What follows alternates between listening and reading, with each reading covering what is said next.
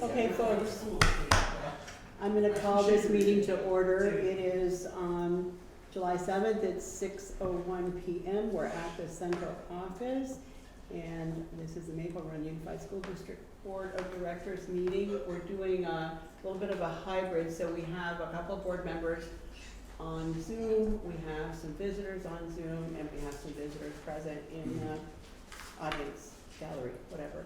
So Aaron is our secretary, minute taker, and he should have provided you with an opportunity to write your name. Anybody that's on Zoom that wishes to speak should sign their name into the chat so that we can keep track of you.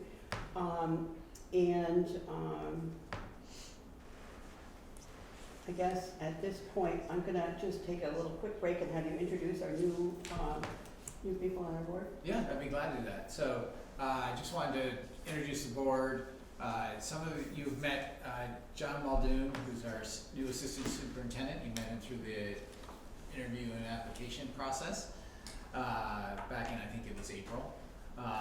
And then to John's left, I'm going to be directionally challenged here as I love, is Casey Provost, who's our new HR coordinator. I'll give more of an introduction during the superintendent's report. And Aaron Smith, who has been working here for the past 2 years, has accepted the executive assistant to the superintendent and minute taker for the board. So they're here tonight. And the rest of the team, as I told you back in our last meeting, the rest of the team has a well-deserved break this month. So they'll be here with us in August. Thank you, Bill. Yep. Next item on the agenda is the agenda review. The only thing I'd like to switch is on item 8 under other business. I'm going to flip B and C so that the superintendent's report precedes the board announcements, and that's the only change that I have. And the next item is, would you please all rise and join me for a pledge of allegiance? The flag is on that wall. Pledge allegiance to the flag of the United States of America and to the republic for which it stands, one nation, under God, indivisible, with liberty and justice for all. Thank you. Justice for all. All right. So we're up to the visitor section. I'm going to get to the visitors in the gallery first. So if you're interested in speaking, if you could just state your name. I'm going to allow 2 minutes per topic, and somebody will time you. It's not me. And you're welcome to speak, and then we'll take whoever's in the chat. Any visitors wish to speak that are present here tonight? Yes, ma'am. Dr. Jen Williamson. Go ahead. Hello, everybody. It's been over a year of public comments like mine to the school board, begging you to please take into account the needs of children like my son to be given an equitable education in which he can complete high school without a criminal record because he doesn't act the way other kids do. I don't know what more I can say. You've had the open letter from Vermont Legal Aid and the ACLU telling you the terrifying rates of interactions with SROs and students who are disabled, BIPOC, and LGBTQIA for a year. You have known that there is at least one published case in St. Albans in which a disabled student was tackled and handcuffed and called a demeaning slur, after which the child quit coming to school. You have been told there are numerous other incidents from parents, students, and teachers that are incidents I personally don't want any child to experience. You've been told about all of this, and now it is time to do something. You have the power to make the changes needed to keep our students safe from terror, to make Maple Run schools more welcoming to all students. There is no need to have law enforcement officers stationed on school grounds. I definitely don't authorize my child to have an SRO acting as a substitute teacher, as we heard in the last meeting. And unless the Department of Education wants a lawsuit for misappropriating Medicaid funds, you won't have the same amount of money for the officers anyways. Please consider removing all SROs from the school on a daily basis. Please consider an arrangement in which a school liaison is at the police station away from our children. Please consider the children of people like me who have continually come to meeting after meeting begging you to consider their rights. Thank you. Thank you. Anyone else? Yes? Ryer Erickson. Equity involves disrupting inequitable practices, acknowledging biases, employing practices that reflect the reality that all students will learn, and creating inclusive multicultural school environments for adults and children. If those words sound familiar, it's because it's what's right behind you on the board. Police and schools do not create equitable learning environments, and there's a very simple reason why that is. Black children will spend their whole lives living a very different reality than white children.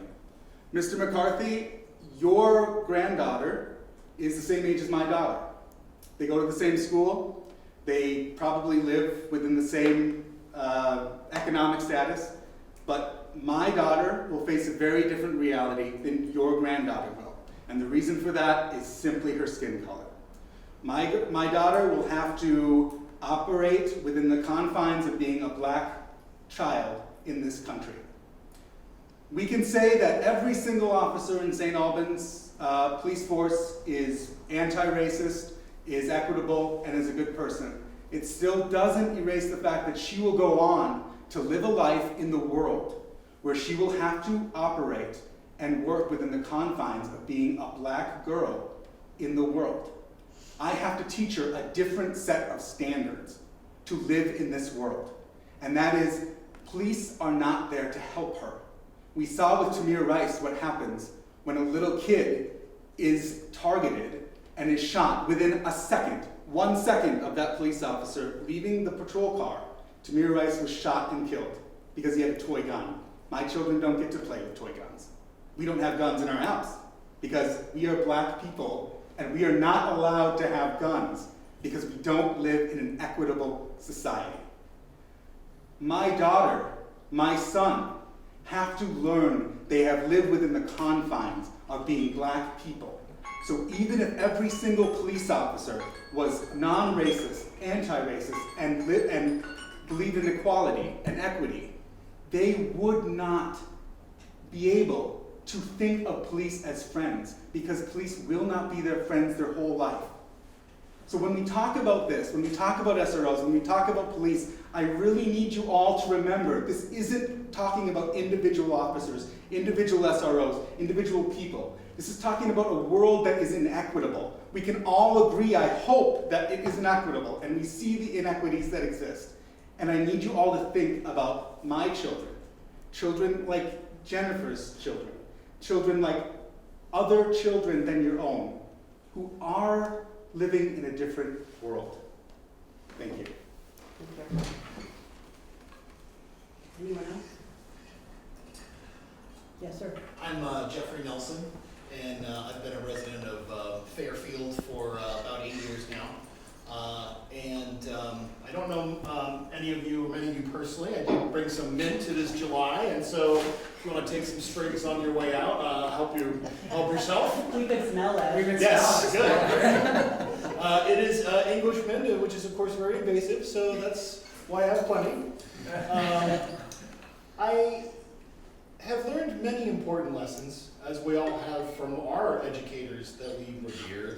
There are easily 2-3 dozen degrees in this room. There are hundreds of years of schooling, I would assume. I would assume that there's at least a couple hundred. And one of the hardest lessons it is to learn is people do not, across the board, people do not like to admit mistakes. And it's because of tribalism, and it's because of there's a protective instinct that we all have, I think, when we evolved as humans, and that there's something so core that we don't want to admit that this thing we did has impact and is wrong. And when I think about those regrets, as every person who is ethical should have regrets. If you don't have regrets, then you're probably not very ethical. When I think about those things in my life that I truly regret, those things that truly cause me shame, luckily, we have not many shames left in this world. We used to, I think, in the past 40 odd years of my life, we used to have so many more things that we were shameful for, and that thankfully, as a society, we've removed the stigma from a lot of these things that should not cause anybody any shame. And I think realizing that certain programs and certain efforts, however intentioned they may be, or in the name of safety, or whatever the reasons that we can come up with and study, which are good to study, they're good to find out. I think I respect anybody that admits or just does things differently because of how hard it is to realize that a mistake has been made. And I urge you to look at this program, to locate. And there are two things. There are unjust, there is just and unjust, and there is fair and unfair. And we can talk about those reasons about why police in the schools is unjust, but it is they're subjective, somewhat. Objectively, I think the performance of the police in schools is unfair, and it is demonstrated by all the data that you have deliberated on and carefully considered. And I would just urge you to trust that and believe that. Believe the person, and just as you believe the personal accounts from affected communities. Thank you. Thank you. Anyone else have anything to say? Okay, I'm gonna open it up to, the folks on the Zoom. Anyone in the chat sign in? So we have 3 people who've indicated that they'd like Can you to just speak. read the order? Yep. So I Which one? have Bennett Dawson as our first speaker from Zoom. Okay. Bennett Dawson. Can you hear me, folks? Ken. Go for it, go. Can you hear me? Yes, sir. All right, I'm not limited to speaking about the SROs, am I? You can speak about whatever topic you choose. Super. I just wanted to bring to your attention a new report came out from the Journal of American Medical Association on the 1st of July. And its title is AMA Journal, Masks Are Bad for Your Kids. Quit Forcing Them to Wear Them. The new report published by the American Medical Association Journal revealed forcing children to wear face masks leads to adverse health effects. JAMA Pediatrics, a top-rated monthly journal published by the AMA, found wearing face masks increases the amount of carbon dioxide in inhaled air to unhealthy levels. The study measured carbon dioxide levels in 45 children ages 6 to 17 while wearing masks. The normal content of carbon dioxide in air is 400 parts per million, with anything above 2,000 parts per million considered unacceptable by this is a German study, by the German Federal Environmental Office. The JAMA report measured averages of 13,000 to 13,900 parts per million of carbon dioxide in the inhaled air of children wearing masks, which is over 6 times higher than the unsafe threshold. The study further pointed out that this measurement was only after 3 minutes of wearing the masks. Children forced to wear masks at school find themselves wearing masks for hours, 5 days a week. Well, 2 or 3 days a week here at BFA this last year. The JAMA report follows a larger German study of over 25,000 children, which found 68% of them had reported having problems while wearing facial coverings. Quote, most of the complaints reported by children can be understood as consequences of elevated carbon dioxide levels in inhaled air, the JAMA study concluded. This is because the dead space volume of the masks, which collects exhaled carbon dioxide quickly after a short time. This carbon dioxide mixes with fresh air and elevates the carbon dioxide content of the inhaled air under the mask, and this was more pronounced in this study for younger children. The authors of the study urge those who are forcing children to wear masks to consider the scientific evidence when making their decision. Many governments have made nose and mouth coverings or face masks compulsory for school children. The evidence base for this is weak, the study found. We suggest that decision makers weigh the hard evidence produced by these experimental measurements accordingly. We suggest that children should not be forced to wear face masks. Now, my son is a sophomore coming up in BFA, and I know that when I would pick him up after a day of school, he was a different kid. He was sullen. It took him a while to recover from that as we progressed through the evening. I just ask you to, I will provide copies of this to the board before your next meeting, so you have it for review.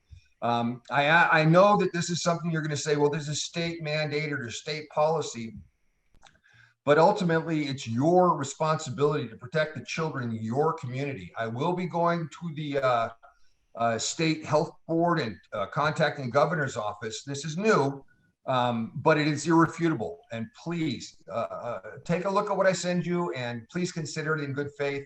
And thank you for the job you're doing. I personally know what a hard job it is. Thank you very much. Sorry, I went over a little bit there, but anyone else need to speak in the chat? Who's the next person? So we have John Nichols, and then we have 3 following him. Okay, John Nichols, please. Hello, good evening, everybody. You may remember me from your last board meeting where I presented, co-presented the findings from the SRO study committee. And I felt in that capacity, as one of the co-chairs, I really had to objectively present the findings from the committee, the official findings from the committee. But now, as a community member and citizen who happens to have had that experience, I'd like you, as you delve into this decision-making process, to really take a look at the letter of dissent that I included with our findings, because I really believe that in that letter, and I won't go through it now because I could not hope to articulate my points as succinctly as I did in that letter. But please take a look at that if you have not yet, because I really think that the path that I laid out in that letter, if I may be so bold, really offers the best path forward I think that we can hope for. You know, in our committee, we looked at national data and studies that suggest the potential for harm by the SRO program, and then we also looked at local data through our survey responses and the personal statements that we took that show us that this is not potential. It is not theoretical. There is actual harm being caused in our community. So we need to make an adjustment. And I think I found at least the beginnings of a solution in that letter of dissent. So I would just encourage you to take a peek at that as you move forward. Thank you very much. Thank you, John. Next. So Sarah R. is next. Sarah R. Air, sorry. Sarah. Hello, can you hear me? Sure can. Hi. I just wanted to make a brief statement about the SROs, and I just want everyone to know that as the privileged white parent of a student attending school with the Maple Run Unified School District, I understand that my child will most likely feel safe and unthreatened by SROs being present in her school. But this issue is not about my child's comfort or my own. And as I'm learning about this issue, I recognize that not all students feel safe with SROs being present in our schools, nor what those SROs represent. Therefore, as a member of this community, I just want to acknowledge that I stand in solidarity and support of the families who have had negative experiences with SROs and who are asking for their removal. Thank you. Thank you, Sarah. And so Bob G is up next. Bob Kissel. Hello, can you hear me? Yeah. Okay. I just want to say I've been a town resident for over 43 years. Had 3 kids go through the school system here from kindergarten through graduating at BFA. And recently the committee with the SROs, they put a lot of time and effort into it. And they came up with recommendations that were based on factual data, local data. There are some national studies out there, but those things don't include anything local. It's what might happen. And yes, they're important because locally we don't want to fall into those things. But the committee, recommendations were based on total information, not snippets from the survey or some phrases taken out of context and, you know, misread, which I have seen. But what I would like to say is, you know, support the committee's recommendations. A lot of time and effort went into it by a lot of people. And if you look at the recommendations, those had to be passed by a supermajority. So I'd ask you that you please support them. Thank you. Thank you. And the last one is Steve L. Steve L. Hi, thank you. It's been 3 weeks since, thank you. It's been 3 weeks since the release of the SRO Study Committee findings. This document, along with the public testimony given over the past year, certainly gives you much to consider. I'm grateful for the committee's hard work and would like to extend a belated thank you to the facilitator, Emma Mulvaney-Stanek, co-chairs Stanton Trainer and John Nichols, and every member of the committee for their obvious care and attention they devoted to their charge. So how to resolve the SRO issue? Well, if we were to let popular sentiment inform our decision, at least as indicated from the study committee surveys, it would appear that a majority of our community would like to see a continuation of the SRO program. And unless minds have been changed, we have an administration that also desires an SRO presence. Pretty strong headwinds for a board member to go against. So why should you push for something different?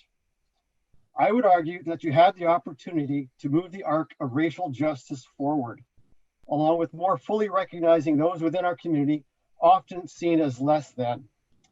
I realize that for some, the notion that race plays a role in the SRO debate may be uncomfortable, and to others, it may even seem disingenuous. However, to deny the role that institutional racism plays in the SRO debate is to deny reality. As evidence, I would present a thought experiment. Imagine it's 2 a.m. You're driving through an unfamiliar town. Suddenly you see the flashing lights of a police car behind you, signaling you to pull over. As the officer approaches your car, how many of you are thinking to yourselves, boy, I sure wish I was black right now, or brown, or spoke with broken English as both my immigrant grandfathers did? I imagine that for most of the white audience, if you're honest, you'll admit you're damn glad you're white. In the moment you admit this, you must also admit that deep down you do recognize that being black in America, or in the least way different, is an ongoing struggle.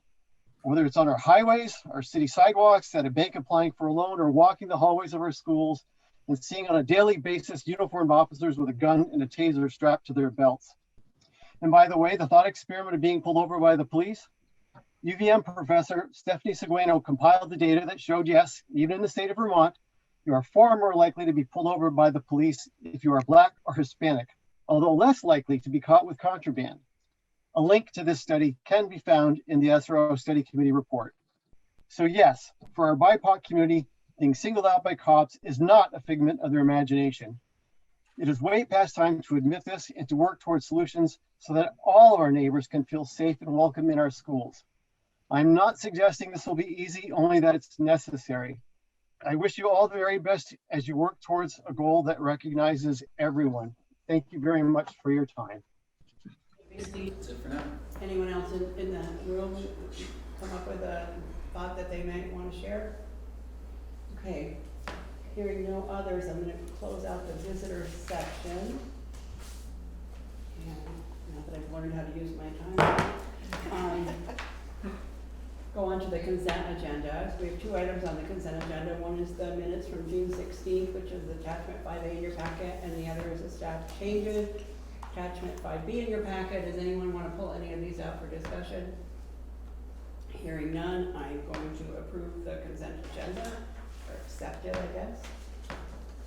Okay, next item on the agenda is the SRO committee recommendation discussion. So,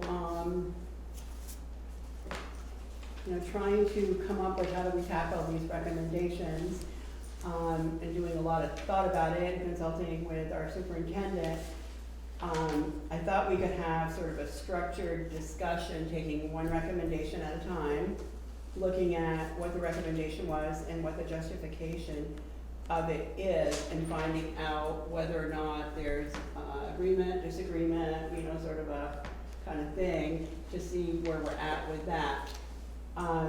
The justification was something that I requested of Emma and her team, because we wanted to understand what the recommendation was about.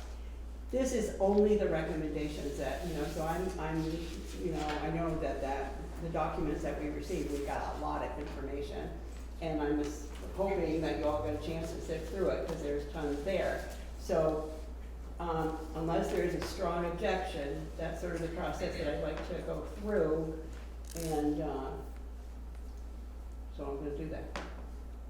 And, just so you know, we do have a quorum. I haven't heard anything from Joanna. Did anybody text her or anything to see? I mean, hopefully she's not, like, lost or doesn't know where the meeting is or something, but, usually people let us know. Right.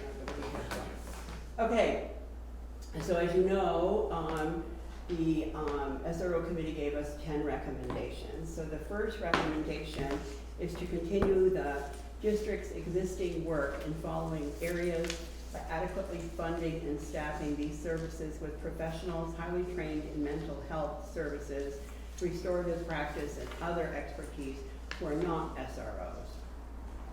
A was student mental health services and restorative practice services. B was conduct a district analysis of student and staff mental health and behavior needs. And C was add more therapy dogs, which was kind of just a little plus there, which was amusing. But working at the hospital, we had therapy dogs, so I totally appreciate it. So I'm not going to read the justification. I'm just leaving that up to you guys. But this was a unanimous committee vote. Any objections to this recommendation? I'm thinking, when I read this, I'm sort of thinking this is kind of what we already do. Well, we're expanding it. We've been expanding our mental health supports within the school system, and we've been expanding, and with our new SEL committee, expanding and probably increasing the speed at which we train and provide professional development and restorative practices. Mm-hmm. And we've added folks for those roles. And you as a board supported that work 3-4 years ago when you started with our student support director, Alexis White. Yep. Can I ask a question? Sure. On this? So is the justification around this that these activities have been tied to the SRO? I didn't get a clear correlation to that. Is this suggesting FTEs in exchange for some of those SRO duties? I mean, I don't know who I'm asking the question to, maybe just the board members, but. Yeah. I mean, I think it was, the way I read it, and obviously I'm not on the committee, but the way I read it was support of the fact that we do indeed need mental health professionals in the school system because there are definitely issues. Right, but So- the piece that I'm highlighting is it's underlined and it says who are not SROs. So I'm just calling that piece of the recommendation out in that they're clearly saying we're looking for these services not to be performed by SROs. I believe that's correct, yeah. And I would imagine, kind of reading this, and I apologize, I haven't been able to go through all of this in the last couple of weeks with everything that's going on. I just want to say that most of these things that I read here wouldn't be done by an SRO anyhow. No, I hope not, yeah. Well, I think we need to more than hope not. But. So, I do need to preface with, the building administrators are not here tonight because this was their meeting for the summer, so we expect them at our August 4th meeting. So Erin has been tasked, right, with keeping track of any questions that need to go to administrators, is that correct? Mm-hmm. Yep. Okay, so that we can make sure we can prep them in advance so that they can answer that. So maybe this is something that we can send forward and get it back. So clearly we're not going to be able to make a decision tonight. The decision is probably going to be on August 4th when we can get answers to any of the questions that pop up. Yes, Peter? Are we kind of, I feel like we're almost putting the horse before the cart here. We're going through the document and discussing it and almost tactically approving or not approving of it, yet the document itself hasn't been accepted. And it seems like I'm asking, I mean, we had the ability to ask questions a couple of weeks ago, and now we're going through this, and are we looking for approval on these, which we can't and shouldn't because it's not an approved document yet. We don't know if we're gonna have SROs yet. We're looking at conditions if we have them. And I'm like I said, it seems like we're discussing one thing, and the other one has not yet been approved. It seems like that discussion should take place if and when then the SRO program is approved, then we look at the conditions. And I'm just kind of confused, I'm not sure what we're looking for. Okay. Think here. So I think we accepted this document when they presented it to us. Right. I don't know if we said those words out loud, but that was certainly the intent. You disagree with me? We No, accepted a Given report. a report. That doesn't mean we agreed with the report or disagreed with the report. We accepted the report. We accepted the report, we didn't have any sort of emotion or action as far as Right. whether we accept SROs even yet. Correct. But what I'm trying to do is instead of having like a sort of a free-for-all, I think SROs should go, or SROs should stay, or I want to do this, I wanted to go through the recommendations and sort of honor the process that they went through and get sort of a sense of it. This is like, you're not obligated to vote here. This is just trying to get an idea of where we're at. I called it like a structured discussion because I don't know how to do it any other way, other than having it be an emotional discussion, which I don't think is gonna help any of us, because I think individually, we probably all have our own opinions, and my guess is that, we have sort of a spectrum of opinions on all this. So at the end of going through all this, there's not gonna be a conclusion made, but we're gonna have a sense of where you're all at. Because this is a board decision ultimately. Right. And we have at least 2 board members that are absent tonight. Jack isn't here. I know you addressed Jack in your commentary, but he's actually away tonight. But he'll watch the thing. But regardless, I don't know if I really answered your question. Well, I'm not sure what my question was. It's a matter of what do you want us as active board members to do as you read these? To I listen want to them? you to tell me if you really disagree with something, you just say, that's crazy, I don't totally disagree with that. Say it out loud. Because we can then, because we can choose to accept pieces and parts of this.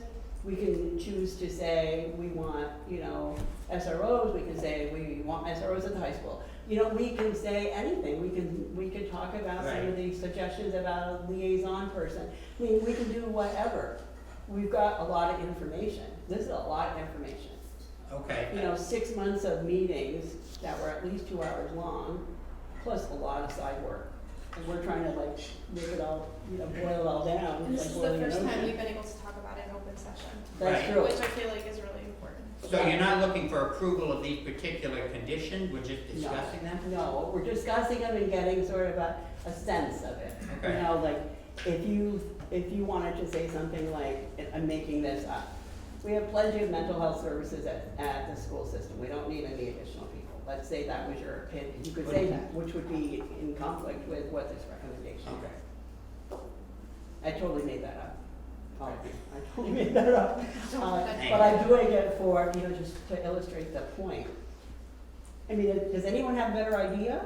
I'm open to how to discuss this, but, I thought, I spent 2 weeks thinking about it and reading all the stuff, and Well, I stand corrected, let's give it a shot. thank you. I do have one question. Yes, ma'am. And I should know the answer, and I should have asked this question months ago.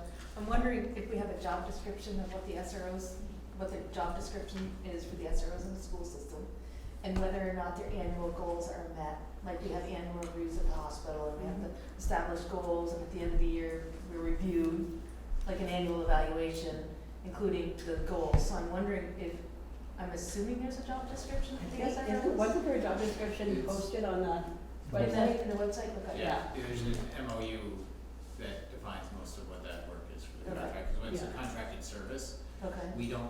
because we contract with an outside organization to provide a service, we can't build a job description for a Okay. contractor coming in. We can say what we want for a service, Okay. which is like a job description. Yeah. So don't hear me that it isn't, it's in that agreement. And then is there an annual review of whether or not the goals that were established when that memorandum of understanding was set up, whether those goals were met, and if they're met on a regular basis. I think that's what we need to talk to some of the individual building Okay. principals about. Well, and one of the things Shannon Trainer reported was that part of the issue was that they were different in each building, and Yeah. that they were used differently in each building, so Right. there was not consistency. Thank you. And I will tell you, I'll provide as much as I can, but this has not been a topic that Kevin was the lead on this, and I was the lead on other things, so I'll do the best I can, but I also, Alicia, when you have a question for the principals, and just like you just did, if we take a minute and I just check with Aaron, feel like he's got the essence of the question, because I said to my colleagues, there are gonna be other questions that you'll have in between, and that's fine. But as much as I can give those to the leadership team in advance, just so they're ready and prepped and ready to go. And I promise them, because some of them wanted to be here tonight, and I said, I need you guys to get rest, okay? And that was the agreement I made. So if I heard the non-conversation, I don't think anyone was in disagreement with this recommendation. Is that correct? But you wanted more clarity, Alicia? Yeah, I want more clarity. I want to know if the proposal is recommending an FTE equivalent in replacement of some of the services that have been designated to the SROs. Yeah. You got that, Aaron? Good thing we're recording this in case you have to refer to it later. You can watch it again later. Okay, so recommendation number 2, further examine the impact of the SRO program on, I highlighted this in hot pink and I can't read through it, on Black, Indigenous, people of color, LGBTQIA+, gender expansive, students with disabilities, and other impact to students by directly engaging them beyond the outreach work conducted by this committee. Work to intentionally involve these students to ensure equity in addressing student needs and fostering positive outcomes for all students regarding duties currently conducted by the SROs. That's a big sentence.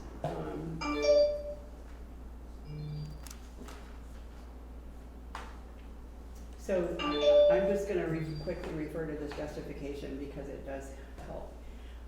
It says the committee heard significant public comment on the disparate negative impact of the SRO on Black, Indigenous, people of color, LGBTQIA+, and students of other impacted identities.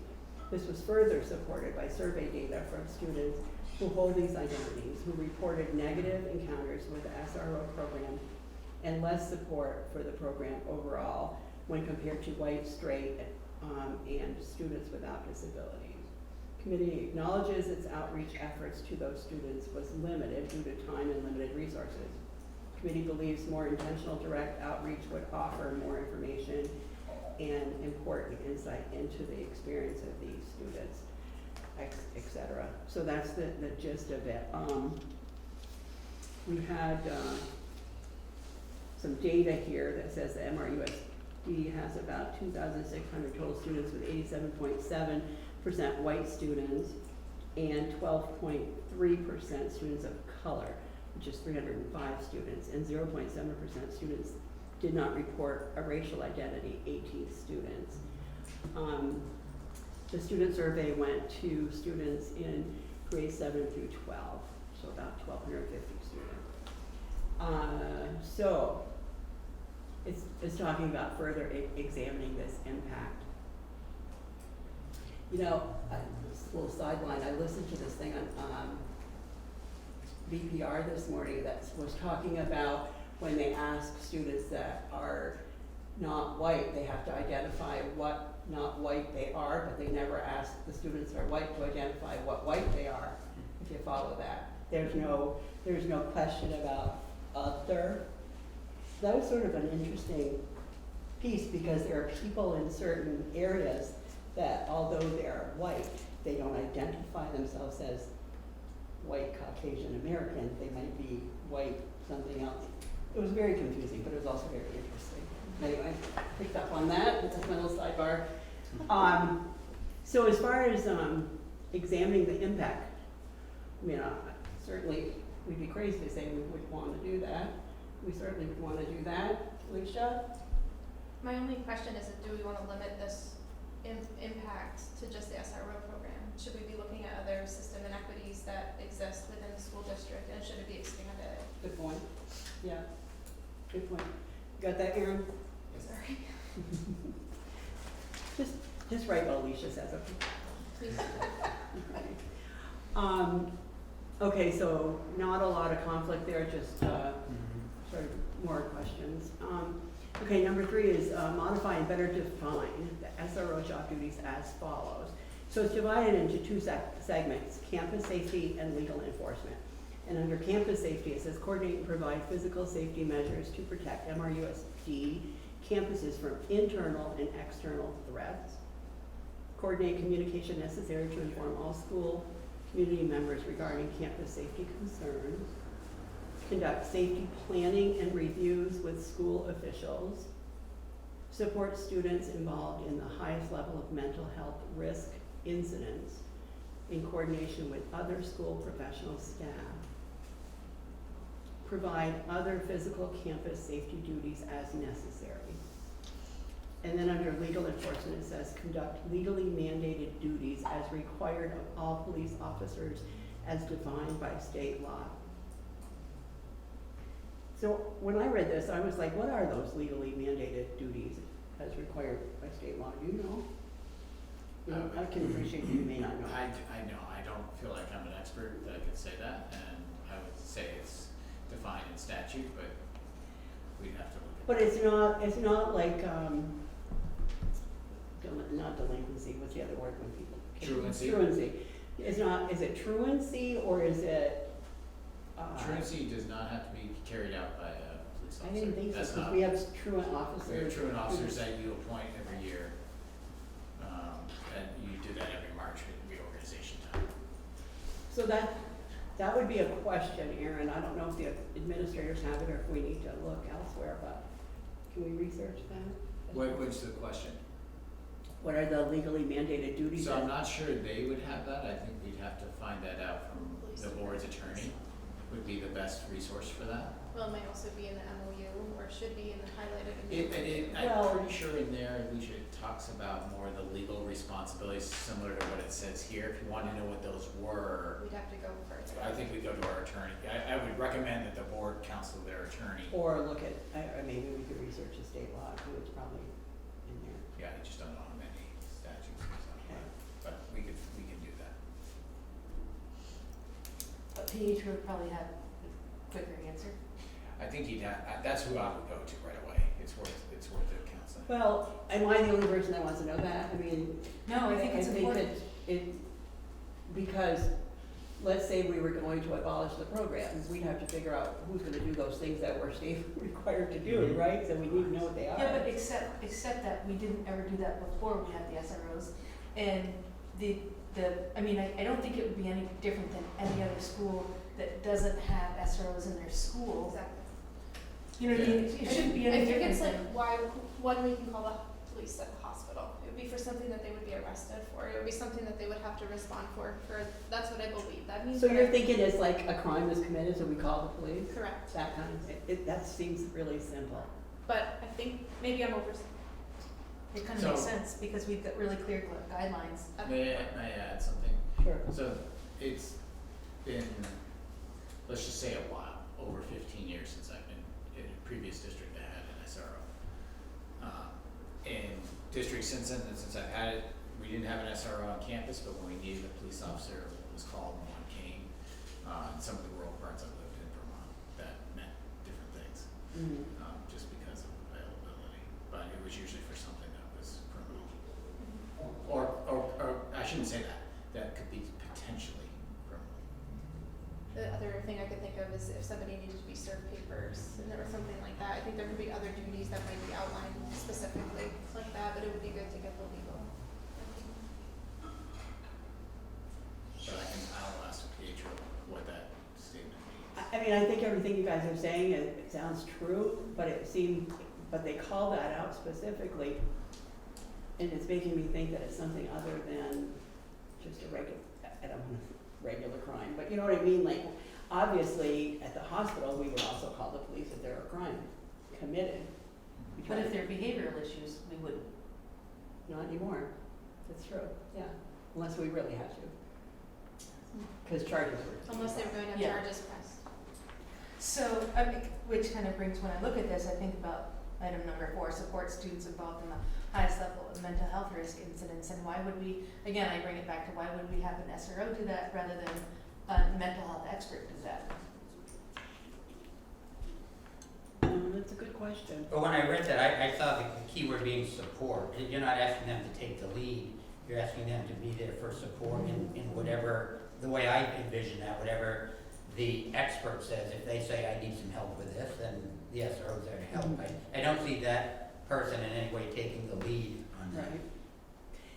And in the current situation, well, wait a minute, they're looking at modifying it in this as follows, which means this is different than what is current.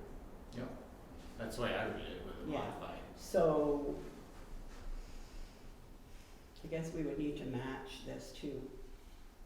I think it goes back to that we do not have a specific job description, and it's different in the buildings. And I think another helpful piece of separating it out is if we did want to change it, these are both issues and buckets of things that we would need to address in some manner, right? Yes. But just to add to that, it's different in different schools. The population is also different, right? I mean, if you have grade school, middle school, high school. So certainly, once the administrators are here, it would be helpful to get an understanding of what SATEC and city do, compared to what Fairfield does, because they don't have an SRO except for 4 hours a week or something. Yeah. So they're not there for safety necessarily in Fairfield, because.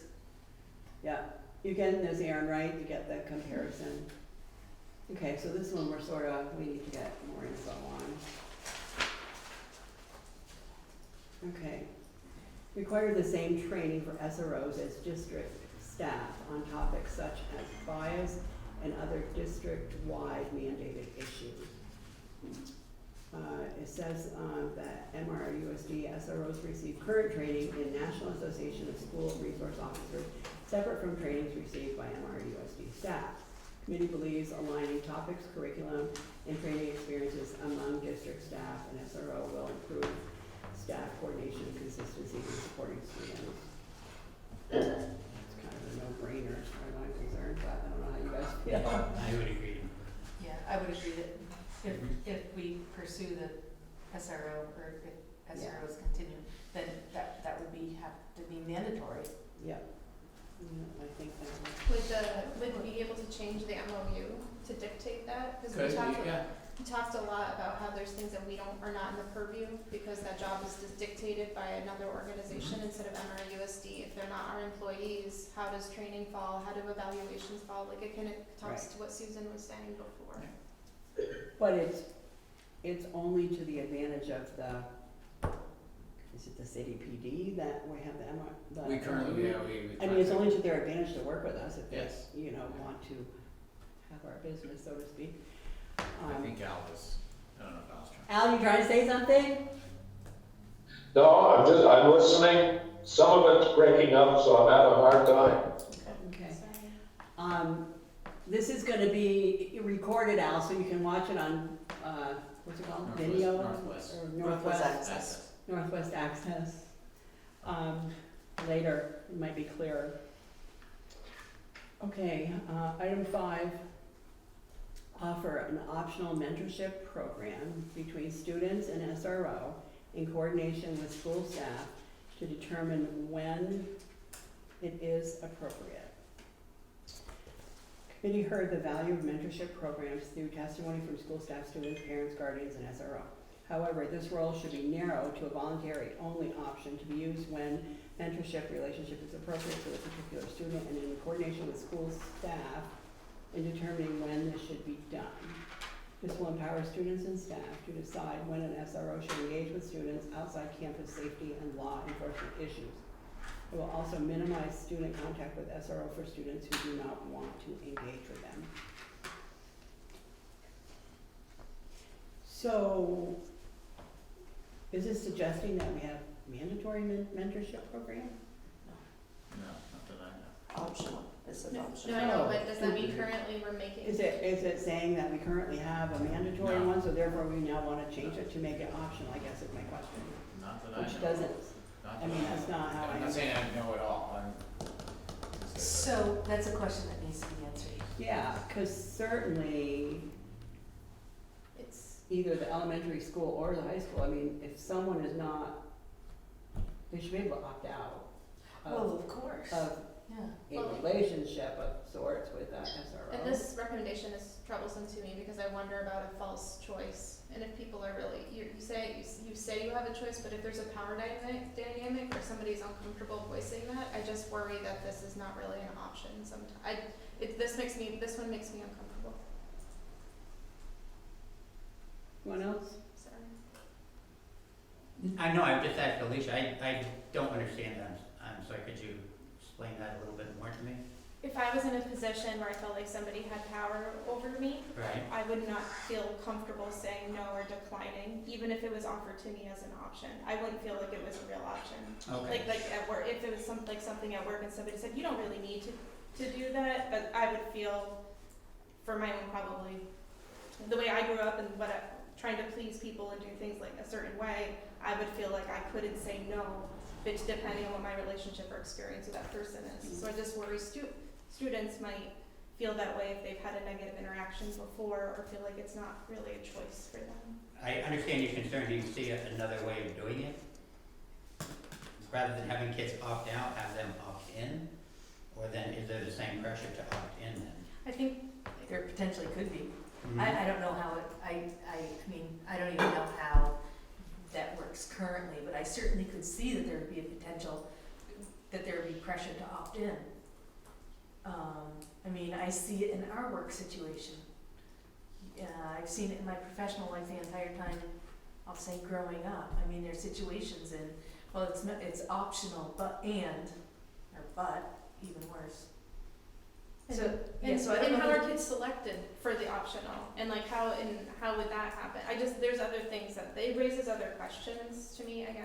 I don't know. But couldn't this be as simple as the child who wants to have some sort of mentorship with the SRO can have one?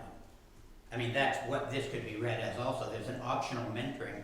So you don't have to opt in or opt out. Just the kid that wants to be buddies with the policeman can do that. And those that don't want to be, don't have to be. As long as it's offered to everyone. Yes, well, absolutely. Not But certain kids. It's like a sports team. If you want to try out for the basketball team, you go try out, right? Like, is that something that they can? I'm not sure what it consists of right now, but that's what I'm saying. I mean, big picture, right? My opinion is that if that is an option, it has to be offered to everyone, and not specific students. Absolutely. But when you offer it to everyone, then you're coming into the problem that Alicia's having, those kids that don't accept it. I mean, I think in my vision, he or she is there and they're friendly, and the kids that want a buddy can, and those that don't want to, don't have to. I mean, it could be that. I think this might be making this too formal. It might be just more casual. More casual would be easier to monitor and more freedom for everyone. So for me, I would just need to get a better understanding of what this mentorship currently is, program currently is. It sounds like the goal of the committee was to minimize student contact for the students who didn't want to engage. Right. And, because that's what the last sentence actually says, but we just illustrated that the way this is written can be interpreted more ways than one. So we probably need clarification on that. Wow, this is easy. So Nelda, it's Mina. So I kind of agree with Susan here. Just, is this like a program that's offered now, and what does it look like? Yeah, we need some clarity on that, Mina. Which Okay, that's what okay. We'll get from the building administrators in August. And it also have follow-up questions too. If there is one-on-one contact with a police officer and a student, what are the expectations? Are they in their uniform and do they have their weapon with them that whole time too? Just a follow-up question. Say that again, Alicia. Sorry, I heard the one-on-one. just asking if they were one-on-one, if there was supervision, like if they need to be in a public area, if the officer would be in uniform for that entire time, and if they would have their weapon with them during that time too. What it looks like today or what it will look like? Both, either. I don't know. In my head, I keep thinking about it like the foster grandparent program, and it's not equating in my head the same way. And so I just need to, I don't know, I just need to have more information. See, when I think of the mentorship thing, I think of, at one of our meetings, one of the early meetings, I think Roger Langevin spoke about a situation at town school when he was the SRO there, and that he had built a relationship with this one particular individual student. And that's what I'm thinking is the mentorship, because he said that student reached out to him as an adult and sort of recounted that that was a positive experience. But That's the way I envision it. I don't read this as a formal, policeman's club where the kids meet and they wear a badge or anything like that. Just the kids that want mentoring, it's there for them.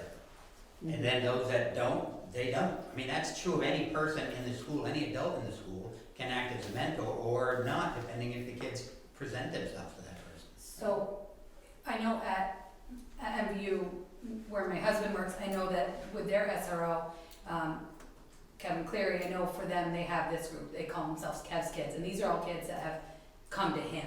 They weren't recruited, it wasn't something that they offered to everybody or didn't offer to anybody. It was just kind of like these kids just kind of became like, hey, can I come have lunch with you? It was more them approaching him, and it wasn't like, well, if he does it, then my 3 friends want to do it too. It was kind of just it started out as like, I think 1 or 2 kids and kind of grew. And that's kind of how I envisioned it, was more that these kids are able to say, hey, let's do this. It's not like required. right. Yeah, so I think it just needs clarification before we can. We need to figure out how it currently works to figure out what this really means. So number 6, improve and increase communication and education about the SRO program with current students, families, and staff. And board members. Yeah, really. And it says several students and staff reported being either partially informed or unfamiliar with the SRO program purpose or goals. That was 169 students, 56 out of 301 student survey respondents and 56 staff, which is 26% out of 219 staff survey respondents. So the students at 56 is, it says 4%. That math doesn't work for me, but I think it's a little high. 6.4. No, 56.4. Oh, 56.4. Okay, sorry. I kept saying 6.4% doesn't work, but now I know why. Okay, so obviously education is always important, and we probably have been less than perfect with that. Yeah, I would say, my children that were at BFA that had SROs, they were good students, they were, academically, they were, good students, and they, participated in lots of activities, and they're white. I have no idea what the SRO, does. I've never heard anything about the SRO program as any part of the orientations, and as I told you before, I never once missed parent-teacher conferences from the time they were in preschool all the way through their senior year in high school, and any of the orientation at the beginning of the year. And I don't think I ever heard anything about what the SROs do. I'm sure it's in the student handbook.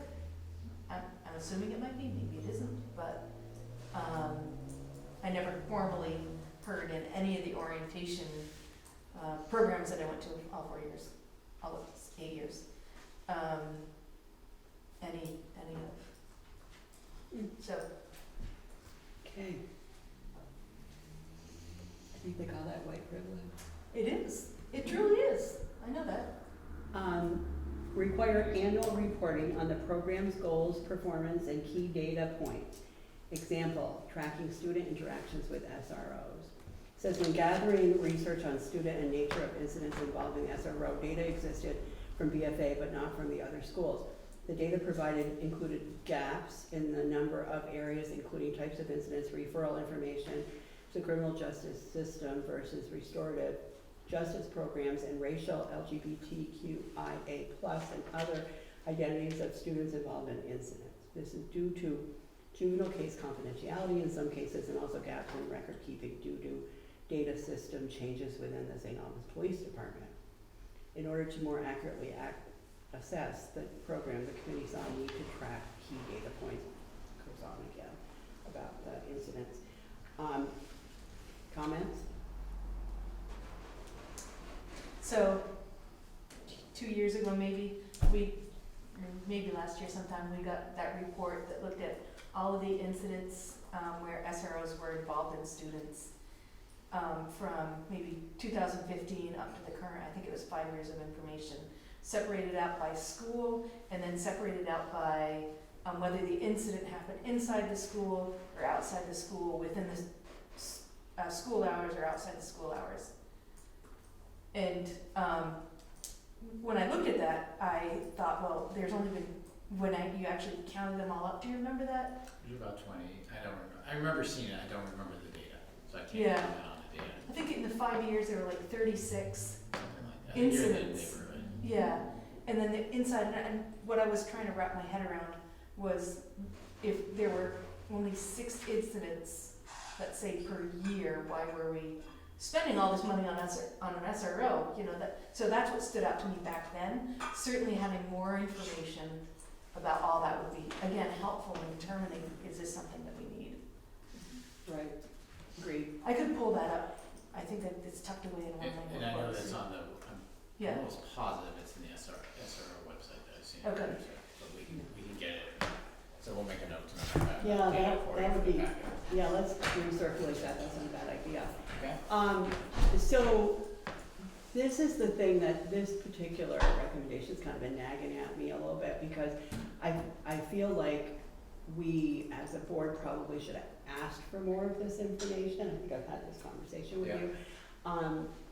And I hate to say this out loud, but no news is good news kind of was where my brain was, you know, like when things happen that we need to know about, you know, I like to think that we get to hear about them, but really we need to do our due diligence and request certain things to come our way so that we can see these, because we need to understand, you know, what is it that we're asking the community to pay for, or what we pay for, depending on what school, what's going on. But you know, so I totally support whatever way we go. I totally support a regular reporting process where we actually set some type of schedule almost, where we know we're going to get it every quarter, whatever month is going to report in the previous quarter, something like that.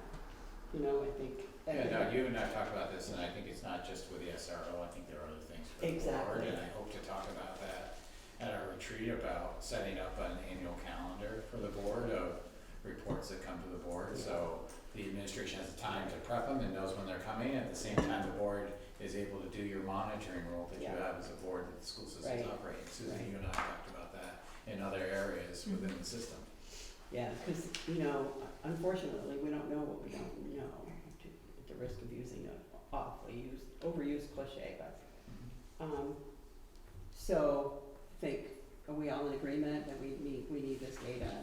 I might consider changing annual to monthly.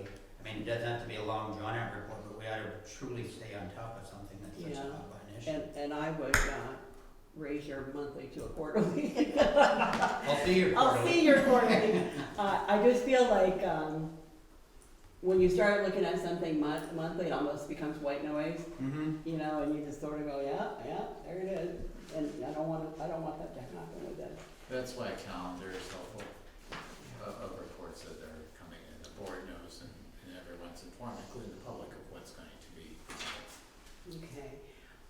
So this is number 8. It says define SRO duties and responsibilities to provide online bullying and online safety education in coordination with other school staff. Bullying is defined by the hazing, harassment, and bullying school and state policy. SROs would be required to engage with HHB incidents as required by state law. This one was not a unanimous committee vote. As a matter of fact, there were 4 members wanting more discussion and 1 member was absent. It's kind of hard to, I mean, I think,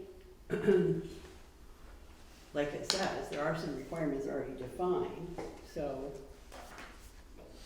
My issue is that if you put the SRO in charge of that, we're walking a line, if this is accepted, that we know that not all parents want their kids being addressed by an SRO, and not all kids feel comfortable being addressed by an SRO, yet they all should be spoken to about bullying and online issues. So therefore, there must be a tech person in the school that can do that, as what would be my thought. And that way you're not forcing some kids to sit in a classroom with a officer that is mandated by this to make a presentation to them. Mm-hmm. And we already have policies set up for this too, and who's supposed to address what, correct? Am I missing the definition of this? So there's the providing the education part, Nina, and then there's the investigation of an incident, and I think those are two separate things. And those are dictated by your policy for HHB as stated in here, and then we as educators by state law are mandated reporters. This one I can talk about the state law and the SRO duty, so we have to report to Department of Family and Children, DCF, and do that report. We don't even get a chance to give any sort of analysis to it. As soon as we have knowledge of something, we have to report within 24 hours. And it's probably the most stringent statute for education license. Not only the educator, but the superintendent can lose their license if the school system doesn't respond in such a time. But bullying and hazing and harassment, that doesn't, I mean, obviously if there are charges, then the SRO would be required to engage. But in terms of general bullying incidents in the school, you don't necessarily need to have an SRO involved. It could be the educators, the social workers, the mental health providers that are already in the school system. So we wouldn't necessarily need an SRO. And this brings up an issue. I agree. So that's why I was going with Susan. That's what I was thinking. Like, why we already have this is already outlined. What Bill had just said too, in my mind at least. And this brings up the issue around the SRO stepping in as a substitute teacher. I'm not comfortable with the SRO being in the role of an educator in any setting. So, yeah, I think we did receive some clarification on that, but we need to send that through to the administrators to get that from their perspective. I don't think the SRO is standing in front of the classroom teaching that. I think it's more of a filling in for other sort of administrative type things. But that's only what I heard anecdotally, so we'll get that figured out. So where I'm struggling with this one is it's saying define the SRO duties and responsibilities to provide online bullying and online safety education. Okay, so we're talking about providing this education. So is the SRO currently providing the education is a question. And if they are, what's the format? And if they're not, who is, I guess? Because if it's currently being provided and it's working, do we need to add it to the SRO's duties and create more situations that people have to be interacting with an SRO if that's not their jam? I mean, So let's get the answers to those questions. Let's, Aaron, you're keeping busy, right? Yeah. There's line 2, there's line 2. I think that applies to us, good thing. Okay, number 9, define SRO duties and responsibilities regarding involvement in home visits, student visits, and truancy cases, and determine whether these duties are best completed by a SRO or other professional. These duties are currently being performed by SRO according to the MOU with the district and SRO interviews conducted by the committee. The committee discussion included exploring how to accommodate students who do not wish to have contact with SROs and whether these duties are necessary and appropriate to assign to an SRO. So this was a 3-3-2-3 vote, which means they were all over the place, not really in agreement, with one abstaining and 3 members wanting more discussion. So this is contrary to my understanding, because I thought we had a truancy officer. We do, but the SRRs do go for the well child visits and do conduct that, and with truancy visits. So I could see where that could be a little daunting when you're, of course, if you're the parent at home with your delinquent kid, I don't know, but when the SRO knocks on the door, what do you say? What do you do? I mean, I suppose there's the uniformed person is gonna cause some concern for everyone. Yeah, I think we need more info on this. Do they go by themselves? They don't go by themselves. No, they don't go by themselves. There's school personnel that go with them, but the Who's running it? Like who Yes, takes the lead? So a I think teacher it would depends go? on the case. So my question is, why would an SRO be involved in that, or the well visits? And I'm assuming those well visits are students that might not have been seen for a period of time, especially last year with COVID and online schooling, versus truancy. And my assumption, like I remember Joanne Wells talking about her, she was a truancy officer for a while, and she would be the one going, maybe with someone from DCF. But I We wouldn't get anyone No. from DCF, they're No, too it was understaffed. it was You some wouldn't get other group. anybody from DCF. It was the Vermont Truancy Coalition. Yeah, we wouldn't Yeah. get that either. It was some group though. It would be schools, it's school. Would your These days, homeschool it's school, coordinators? it's homeschool coordinators, Yeah, and guidance that's- counselors, dean of students at BFA, that would be doing these visits. that do these visits and coordinate. Well, I mean, is there a way to determine like, this is a serious case where we do need somebody, law enforcement doesn't, or this doesn't seem like it's high on our radar, can we just send, like, does it have to be a police officer goes every time? Like, or the severity of the case determines whether or not? Well, if there's something that wouldn't be a chargeable offense, why would a police officer ever respond and go to somebody's home? I guess we need some clarification on what the current process is. I mean, they kind of describe it here, but they're only focused on the SRO piece, and we need to find out who Right. what the team And I can is. tell you from my experience at BFA, it was the SRO, usually the dean of students or the assistant principals. that would So do checks. in a well check, of course, it's hard to think about it like pre-COVID. In a well check, does that just mean the student hasn't shown up? That's shown correct. up for a while, so We haven't seen them for a certain amount of days. we're it's checking almost like with a them. community member We're well not- check. and we're not getting any response through communication at the last, from my experience last year at BFA, if it was, there were phone calls, there were emails, there were contacts with emergency contacts, if we weren't getting from anybody. So do they send the SROs with them just so, in case the child's in danger, or like, I guess like, I guess we need to get. yeah, more cause info. like why? We If need it's to just, understand this, not just from the SRO perspective, but from the team Big and picture, what all's right. going on. So Okay. is there a procedure written for truancy and how truancy issues or well child, it's not, they're not well child visits, but whatever they're called.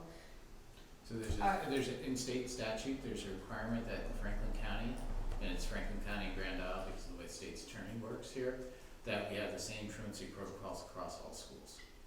And we follow those. And is there a protocol in terms of how they're addressed, like who goes out? No, there is not. Okay. But part of this procedure protocol is probably if they've been absent for So 5 many days. days, so many really- days, this is what happens after 10 Okay. days, after 15, and at 20, it gets turned over to DCF. And the Yeah. reality is if a student is over age 12, there's a different response. Because there isn't staff in the state system to respond to kids over 12, and they don't really get much response outside what the school will do. Well, that's not Pretty sad. It's That's very sad. sad. It's been true in Vermont for about 6 to 8 years. It's been the overtaxing of DCF and the They're state's way- attorney, really and they're understaffed. just really understaffed, and there's so many issues, and so that's left to the schools.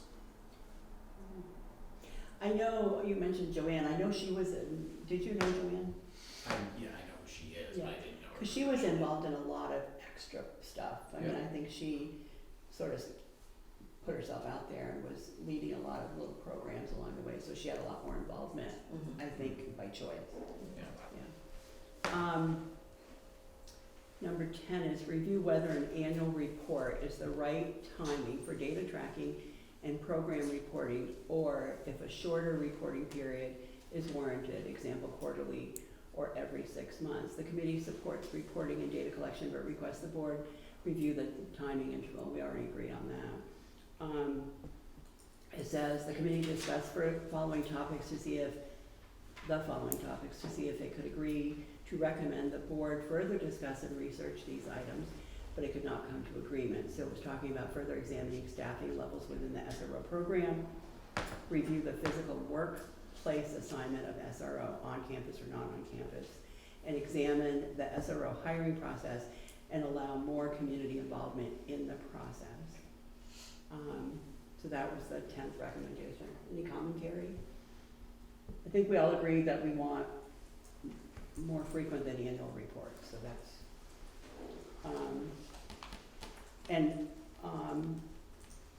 you know, I think we need to understand the staffing levels a little better at each school, because you said something about 4 hours a week, and I hadn't really heard that. I thought Fairfield got.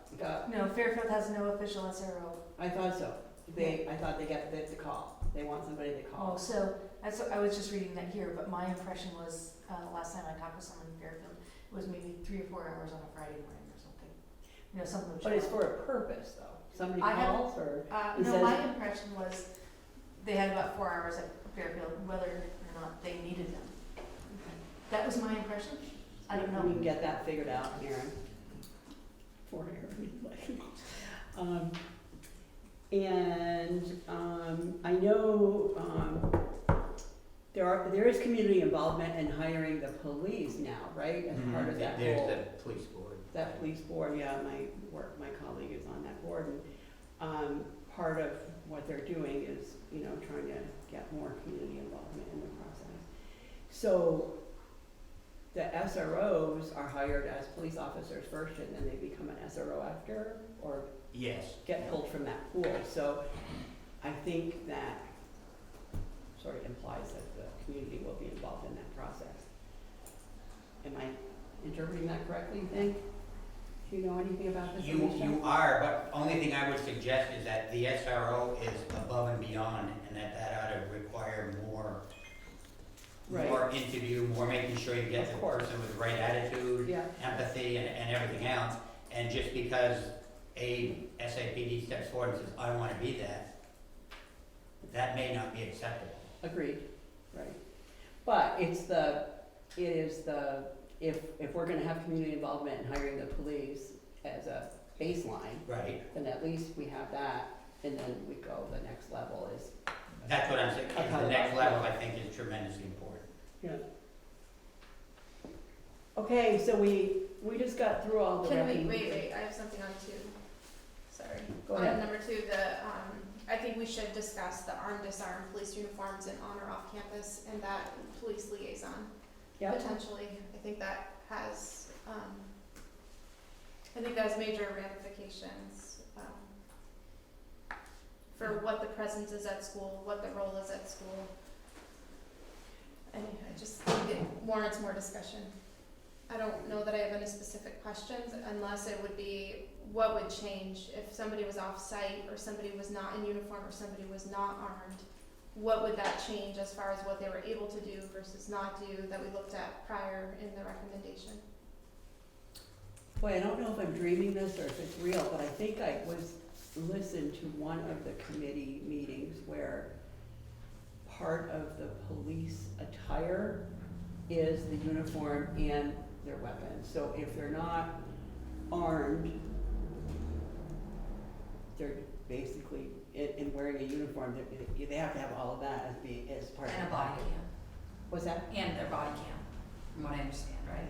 So, I think that was I think I remember the discussion, something about disarming, but you can't if they're SROs because they have to wear the uniform. I don't know if that's true or not. I'm not clear on that. I But we just- could But it's ask, good. we could have that asked We to can- the St. Albans police and where Yeah. what And their I'd like requirements to are. ask, I believe it's Burlington, there's, another district just made the change, and, Yeah. the person who is now serving in that role is not uniformed and not on campus, and so. But I think that's the liaison, they're calling it. the Right, liaison. so what does that look like, what does that mean, what duties could that serve? I just need to know more. Mhm.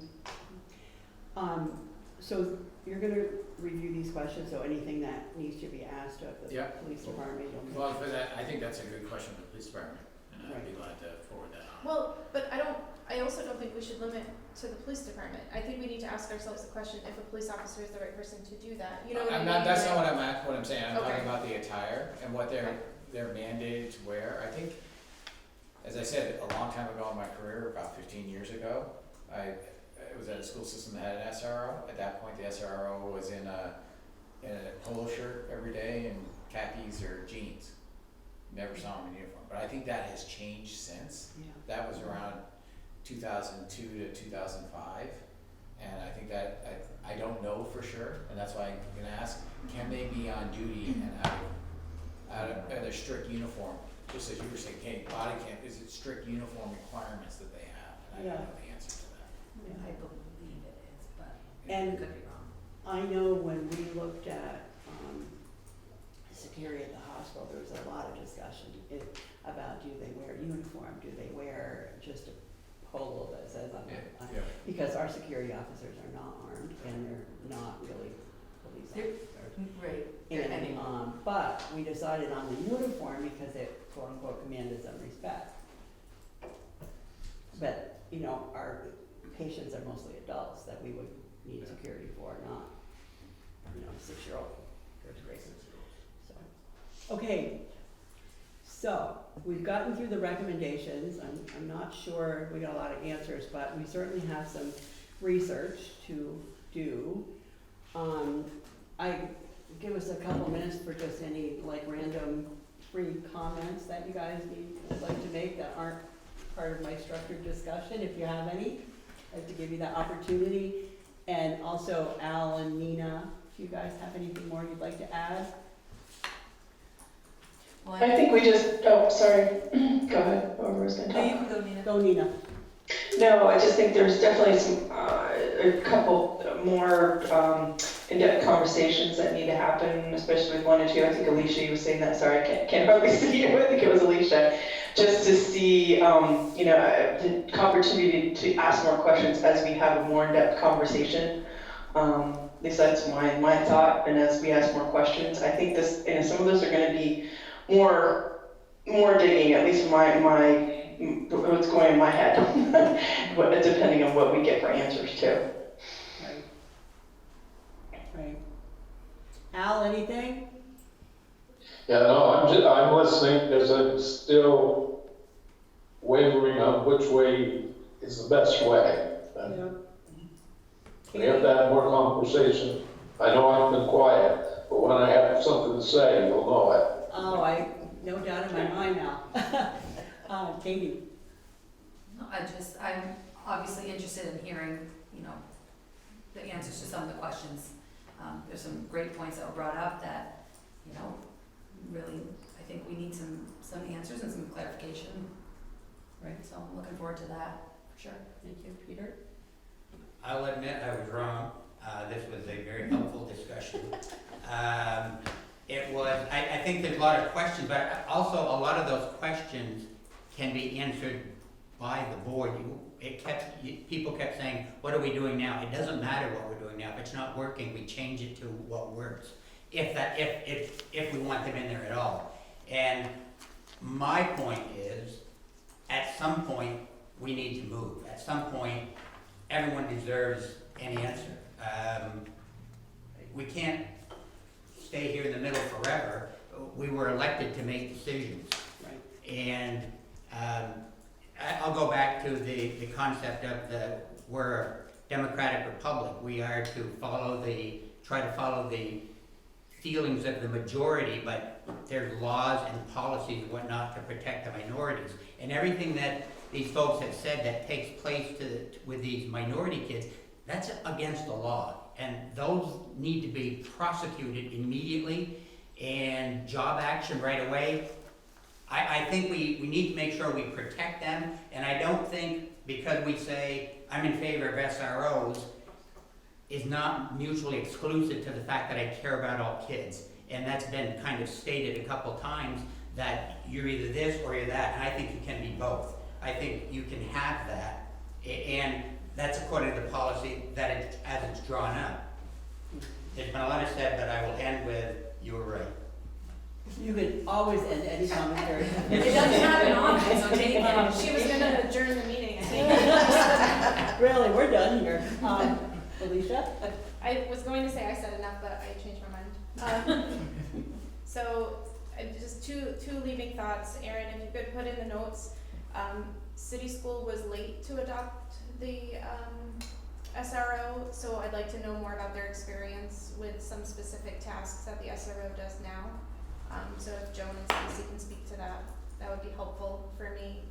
And what this keeps going back to in my head is that I hear what you're saying about we're governed by the majority, but it's about access for all. And if we had only stairs and the kids in wheelchairs couldn't access their education, even if it was one student that couldn't access because of something, a structure we had in place, that's not okay. And so I'm feeling it that there are kids, this report has shown us that there are kids in our district with our local data that say they feel like they're not able to access their education equitably, and that's an issue for me.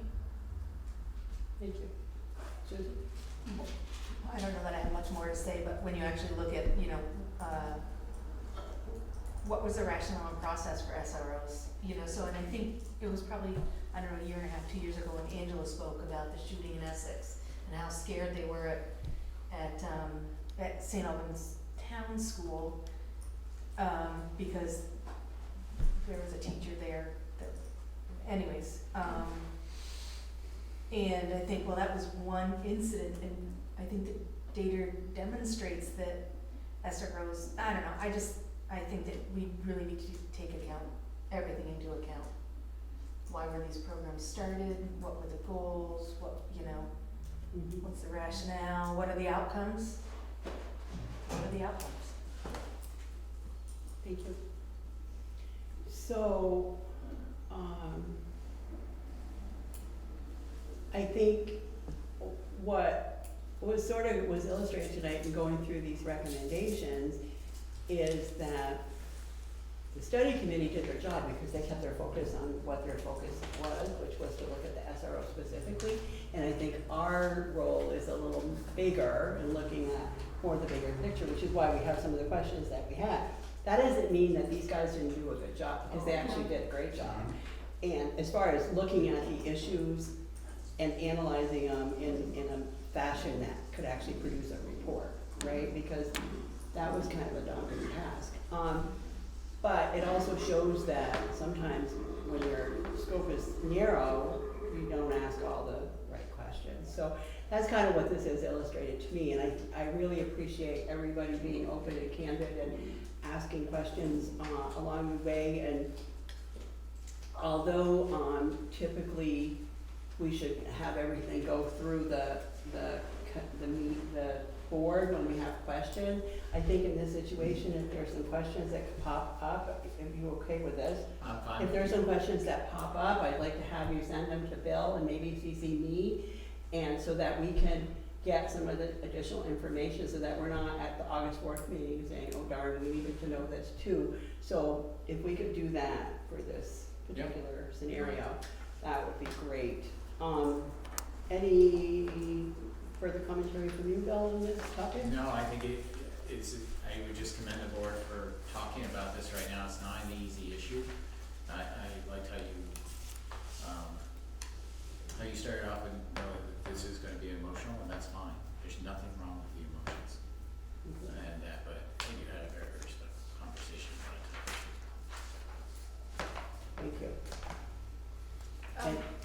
I'm sorry, can we make sure we have some follow with the Burlington School District to just? Yes, yeah, Thank you. You're on that, I'll be on or you can assign it. that. I will get on it myself. I Okay. will call the superintendent and Thank know you. him well, so.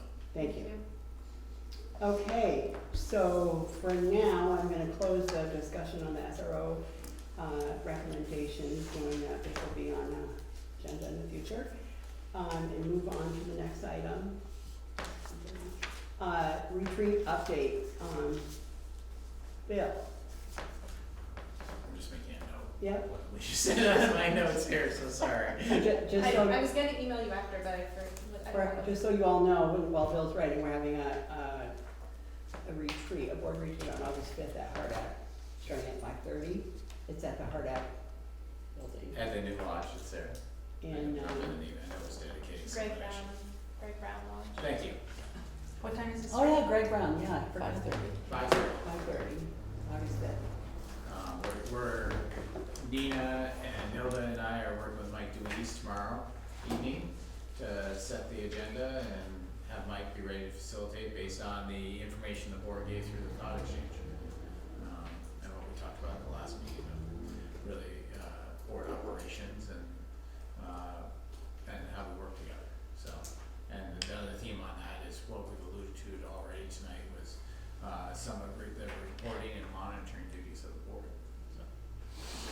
Yep. And Mike's going to conduct, he has some materials that have been used from the National School Board Association to help him do that. So, 1, 2, 3. I think we have everyone said they can make it that night, so.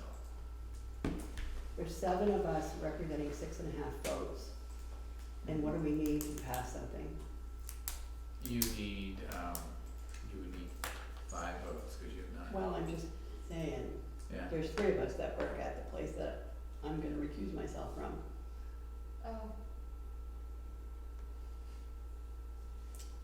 For the next piece. For the next piece. So we have an item under new business, that's Like, what a is she lease, talking about? a lease renewal for NMC, and it's requiring a motion. So by statute, when you have a public meeting, it's a majority of the quorum that's present. I'd have to go look at the bylaws that were adopted when Maple Run was formed, if there's something contrary. I No, don't I remember. believe that is exactly it. That The there is- quorum of the, a majority of the quorum. majority Yeah, of the they quorum. were majority So the of quorum. Yep. Right, so we have a quorum of 6 and You have a quorum of 8.5, 7.5 votes. 7.5. Of 7.5 votes. And Majority would be a majority of that Would be 4. would be 4. 4. If 3, and the 3 folks, you have 2.5 votes if the folks that were So- employed by and If everybody voted in the same, you could pass it. we could pass it. Yes. Okay, we're all in agreement with that, we got that rule straight. Yeah. Because I really feel like, perception. Why don't you start the item and then Right. we could talk. All right, so we're moving on to new business. Item A is the lease renewal for NMC. And in order to start a discussion, I need a motion to approve the lease renewal with NMC for the adult ed program. Can I have a motion? So Okay. Al made the motion. Can I have a second, please? Thank you. Katie made the second. Okay, discussion. Martha, take us through it, please. Yes, so, we rent a space at the, what is the Valley Crossroads, which is owned by NMC, for adult ed programming, and we've had a lease there for, half a dozen years maybe. And, the lease agreement that we have currently states that if, both parties are in agreement, we would be able to renew it. And we did get confirmation from Stephanie Bro from NMC that NMC is agreeable to renew at the current annual rate. So there's no increase in the cost. Thank you. Mhm. So, that little discussion that we had before we were supposed to have the discussion was about the fact that I'm definitely gonna recuse myself, and I don't know what you folks are gonna do. I will also. So there'll be 3 of us recusing ourselves because we work at the entity that's in question. We we have the quorum, so in order, we need a majority of that quorum to vote in one direction in order for this to pass or fail. So that's where we're at. So, any more discussion, or are we ready to take a vote? And I might just give you a point of order, since you're recusing yourself, I think you need to do a roll call vote because you have folks on I technology. think you're right. Yep. Yeah, Is that correct, Al? that's correct. Okay, Al, we have a motion to, Yay. approve the lease renewal. Yay. Thank you. Nina, Yay. Katie, Yeah. Peter, Yay. 4, and that's everybody, because we're You gonna, need well, to- I you need to ask you, the no's and- Alicia, I'm going to abstain. thank you. I'm gonna abstain. Susan, and I also abstain. So we have 4 affirmative, 3 abstentions, And Two two- and a half. and 2.5 abstentions. 2.5 abstentions. And 4 yeas.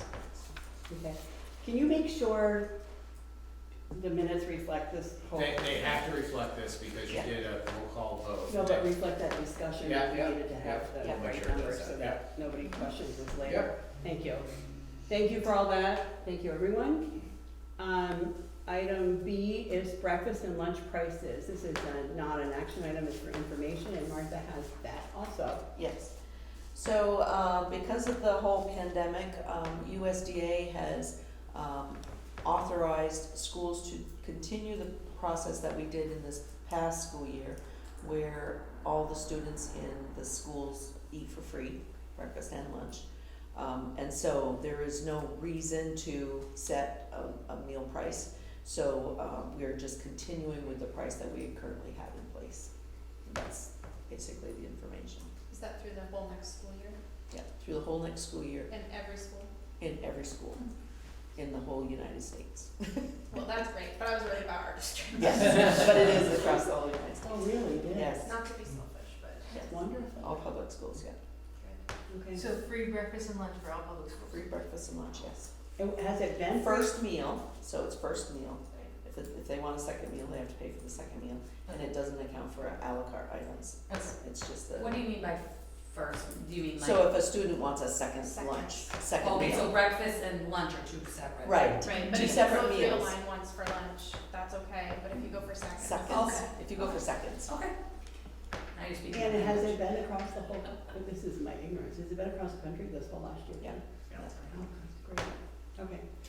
So why does it say, this is how much we get paid for the lunches, not how much students are charged? This is how much students are charged if they So- were to pay for their meals. Okay, but they're not paying But for any meals? They're not paying for any meals.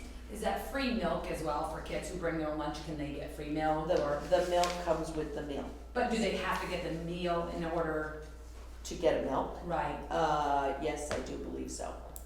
I believe so. Because I know there are a lot of kids who bring their lunches and just want milk, so that's. I'd have to get that clarification for you. Okay. Thank you, Martha. And the next item is. You're looking for a motion on that? No, we don't need action, it's just information. Okay. Next item is an update on the daily school schedule. This is also a no action information item, Bill. Yeah. So I wanted to let folks know that we're assuming we're going back to 5 days a week, the number of hours that we had prior to COVID. We're doing that work right now. I think we're in a pretty positive place in Vermont right now, and hopefully that will continue. So that's what the leadership team's been working on since prior to the end of school last year, and so we're working on that assumption. Back in 2019, 2020, that year that COVID came in March, the elementary schools had early release day on a Friday, and now early release day. And when we talked to the board about that, we said we'd be collecting data on the effectiveness and efficacy of the program. I can tell you that we didn't keep everything that we needed to because we got into COVID in March and weren't able to do the end of the year analysis with the staff to see where it is. But we do have the anecdotal data that says there was great leaps that the teachers were able to have that extra hour of collaboration time. But we also had data that we had from the leadership team and from the staff that said, we need more of it, but we don't believe we should get more of it from the school day. So to try to meet with a brainstorm that happened, I don't know if it was the 17th, somewhere in June, we had a couple team meetings. It was what if we switch it to Wednesdays and have it so we can use twice a month there are faculty meetings, and on those faculty meeting days we can make it a 2-hour meeting. On the days because of our contract that we don't have a faculty meeting, we can only have a 1-hour meeting. So we're going to switch our early releases from Fridays to Wednesdays. We will get you the data that we promised from that first year that COVID stopped us not being able to get that all, but I can tell you that the work teachers were able to do to use data to drive the instruction. And it's not so much the data for themselves, it's that collaboration time where we can sit around as a team. And the educational research in the United States and internationally is clear that this really helps in the student learning. And parents, are they already aware of this? That's what I'm telling you first, before I go to the parents. I always feel I should inform the board. I agree with that. And the parents will know about this, and actually some of the leadership team principals wanted to go out at the end of the year, and I said, I need to tell the board first, and then we will tell the parents. So I'm just gonna say, from a planning standpoint, it's gonna be imperative that the parents know immediately now that we know, just because of daycare issues and work schedules and. I agree. Also with that, just because working at a preschool, I know that I've had a lot of parents call and say, oh God, what do we do? I know that we have after-school programs, and I believe that starts, what, first grade? I believe, or some K programs too. So, well, I know at town. And does Fairfield? I don't know. Fairfield has some after-school. But I'm wondering. Not to the degree at which city has the most. Right, so I'm wondering if that's something we can look at and offer, because I know that it was offered to first, second, and third, but not kindergarten parents, and kindergarten parents are like, well, you know, like kind of up in the air, so. Some of it is our ability for our staffing of our after-school program is our ESP staff, and they're important to have in these conversations. Yeah. So we did do some aftercare for our own staff and for critical families, but I couldn't say that happened across the board in prior years. So is that something we can look into or see? Right now, and I know I'll be talking to you about this August 4th, we have a real hiring crisis in this state. Okay. So staffing's an issue. Okay. I want to be transparent about that we're down over 30 positions right now. Yeah, I just know with the early release on Fridays, I know that was a big strain on parents, so I'm just. I understand that. I'm just talking from parents. Yeah, and I understand that give to get, but it's also. Oh, yeah, totally, Yeah, and even more important, why the parents need to know now. Correct, I agree. Right. I agree. Okay, any other questions for Bill on that topic? Okay, next item is item D. We need to get a motion to change the person responsible for taking minutes to Aaron Smith. I think we're late on doing that. Even though you've been responsible all night. Okay, so I need that motion, please. So moved. So, Too late, Al, I got you. Al, you're gonna have to be the second on that one. Okay, any discussion, any commentary, Bill? I'm glad that Aaron is taking on this role. He does a great job with everything he's done we've worked together for 2 years, so. Excellent, thank you. All in favor of the motion signify by saying aye. Aye. Opposition? Any abstentions? Motion carries, thank you. Okay, moving on to item 8, we have the warrants. So I need a motion to approve the warrants, acknowledging that. you got it. Oh my Al, you're really loud. Acknowledging. You got it. Acknowledging that passage of this motion will act as individual board member authorization of their signature on these warrants. So this is kind of a blend tonight. So we're going to have real signatures for those of us that are present, and I don't know what you're going to do with the rest. Continue with the tradition. I don't know where that came from, but you get it. So we have a motion and a second. All in favor signify by saying aye. Aye. Any opposition? Aye. Any abstention? Thank you, motion carries. Okay, while those are going around getting your autograph, you got the packet in your package, so you already saw everything. We're gonna go to the new item B on the item under H, which is superintendent's report. Bill, Thank you. here is your very You're first welcome. official superintendent's Superintendent. report. It doesn't, I was saying to someone, they asked me if I was nervous about today, and I said, no, I have had a good relationship with this board and have many times to present to them, so I think Kevin did a good job of making sure I was included, my voice was heard, so. The first thing I want to do is introduce some of my colleagues. And I may ask them to say a few words, but I'm going to start with Aaron Smith. Aaron and I have worked together for 2 years, as you know, and with Aaron having the HR assistant. And this past month with Brenda retiring, we had to go out for hire. We interviewed we interviewed 3 people for the position, and Aaron was the clear choice for that. And so he accepted the executive assistant to the superintendent, and I'm not going to have him comment on this, but I think it's gone seamlessly. So he can tell you with his facial expression whether he agrees or not.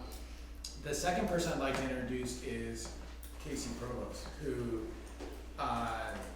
this is the first time that Casey and I have gotten to work together as colleagues, but I did get to know him in a previous district where I had the fortune of hiring him as I was leaving out the door to be a principal.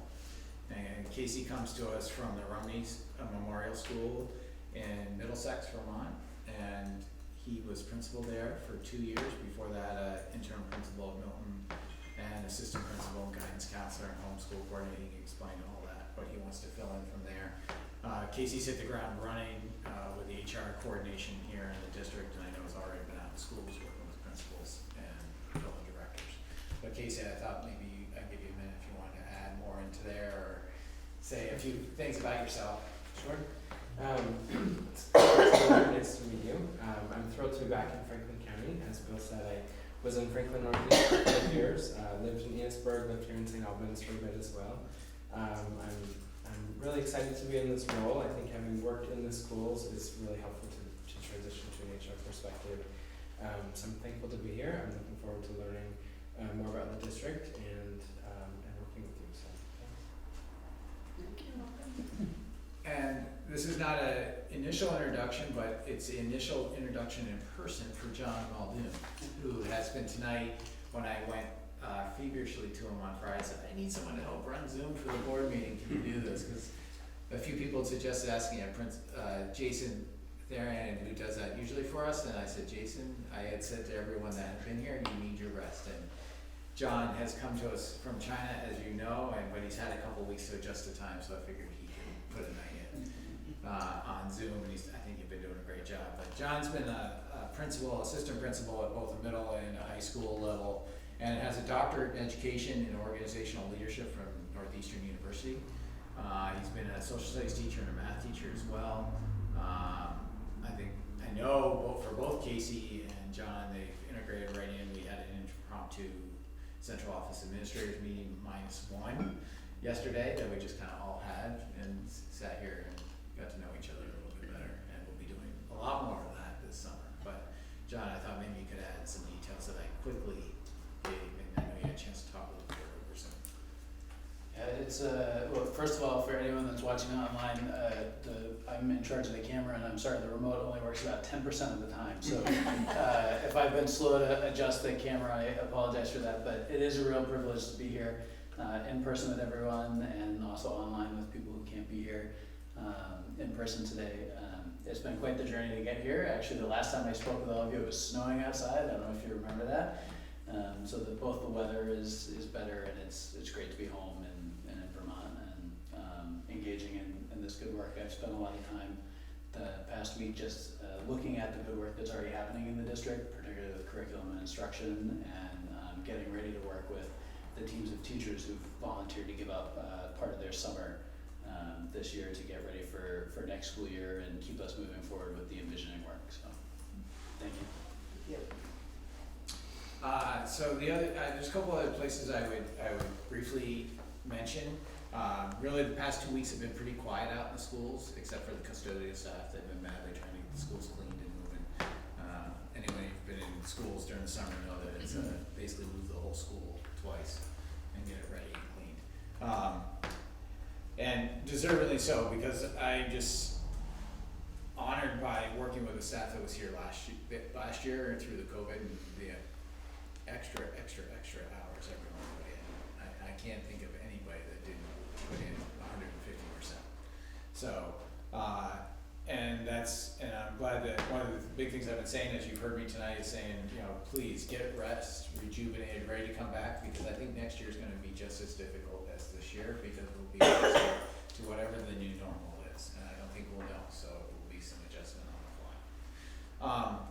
With that said, the central office has been going pretty fast. For those, I want to thank Martha and the fiscal team, because they've been closing down a year and bringing a year up with a brand new financial software, which has not been easy. Martha wouldn't tell you that. She would be gracious just to say we're doing it, but it's been true. You've been working really hard with a piece of software that's not been helpful. The other thing that I would say is that we had some staff attend the BEST conference, which is put on for the Vermont Agency of Education, and we had some, there's a team from Fairfield that was at the Middle Grades Institute doing some great work. So we have teachers that are engaging in professional work.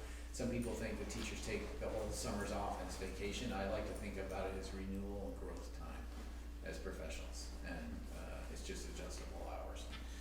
The last couple things I would point out to you, hopefully all of you saw, and I hope all of you saw my letter out to the community that I sent last week. I'm truly looking for input and feedback.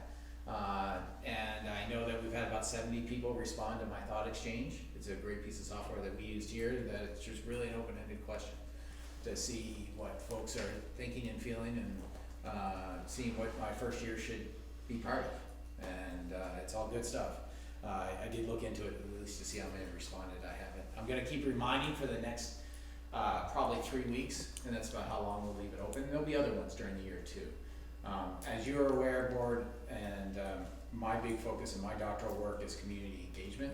I think it's really, really important. I've heard the board say that's a passion, would like to do that, so we'll talk about that in partnership and how we can do that. And that's was really the aims of my introduction letter to folks, to say my role this year.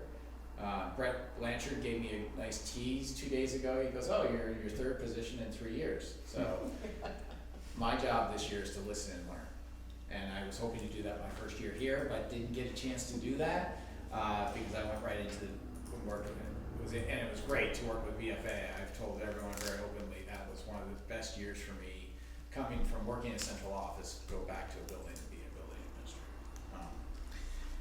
And then the last thing I'd like to talk to you about is that this week, things are buzzing out there in the schools.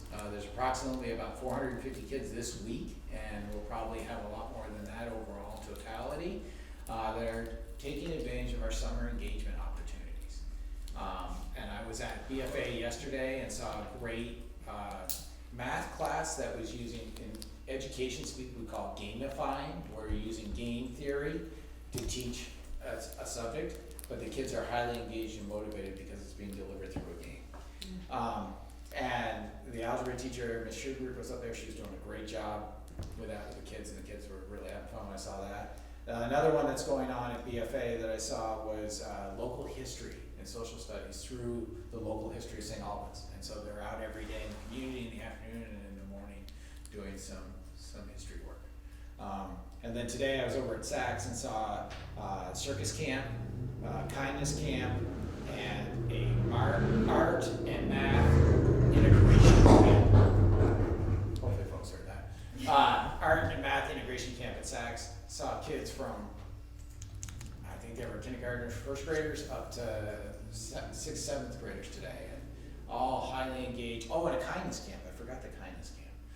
The whole point of these summer engagement opportunities, the learning is secondary. It's the engagement to reconnect time for both kid to kid and kid to adult.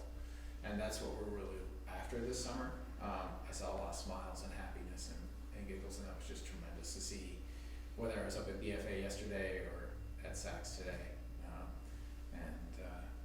I'm just really happy that, that's what the recovery money is there for us, and we're able to provide an opportunity that we really usually we wouldn't be able to, and then we're gonna reassess that at the end of this summer to how many kids accessed it, and then how can we use it if there's money available, which I think there will be, for after school and more of that during the school year. So, but we'll have more of that, and Nilda and I were talking about a report on the recovery plan, probably somewhere in August, if I remember. So that's what I bring. Now I'll take any questions or comments that you have. You need a magic marker just to take the assistant off your. Yes, that does. We had it today. You know how your plaque didn't come in? Yeah. Mine didn't come in. Yeah, okay. You get his next time. Yeah. So it still says assistant, but that's okay. Okay, Any other? No? Great. Thank you. thank you. Well done for your first official report. Okay, thank you. You keep giving me grades, so. Yeah, I will. Above, below. Yeah. I just don't want like not meeting. well below the standard. I have to use that kind of rating system. Listen, no. Let's not go in there right now. Yeah, probably. I know it's dangerous for me to go there. I know, I saw that. I did. Okay, next item on the agenda is board announcements. Any board announcements, folks? I'd just like to make a comment. I'd like to compliment the visitors today for being passionate and respectful. And I thought that this is easy. It's a nice atmosphere to do business in. I thought it was very, very well done. I compliment you. Thank you. I learn from those that I don't agree with. I never learn anything from people that I agree with. And I learned something tonight. Thank you. Wait a minute, you told me I was. Sorry. Any other? I have one. Yeah. I'm sorry Leanne's not here tonight, but I just want to give a shout out to what our tech and career program does for all kids, but I have a my kid moment, if that's okay. So Liam is in med professions at BFA and through the tech center, and he likes it so much and has decided that he wants to go into medicine that he took it on himself to take weekend classes at Northern Valley Crossroads and got his LNA certificate and passed his test and just got a job up at Franklin County Rehab. So watch out, Al. He's coming for you. No, but as a 16-year-old, he's 16. He's going into his senior year, and I just appreciate the opportunity to learn and to find your passion and grow into a career. So it's really exciting, and I'm glad that we have that opportunity, and I hope that more kids can engage in that kind of opportunity. Thank you. Anything else? No other board announcements. Items for future agenda, we still have our training for implicit bias, anti-racism. We're gonna have a recovery update pretty soon. 5-year plan. We need to determine if we need the 5-year plan. Well, I think that is a misnomer? discussion. I think, Retreat? no, I think it's a board, I think it's it's a little bit of a retreat, but it's really at a board meeting, because I think we should talk about what the recovery plan did and didn't do as the way we operate as a board and district for planning. Okay. It fast forwards some things that I wish hadn't gone as fast as they did, but then that sometimes when you have to be quick, that can make you agile to make some changes pretty fast. So there's good and bad with it.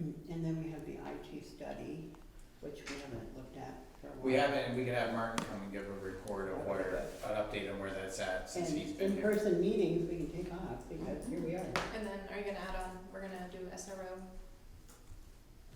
further discussions? Yep. All right.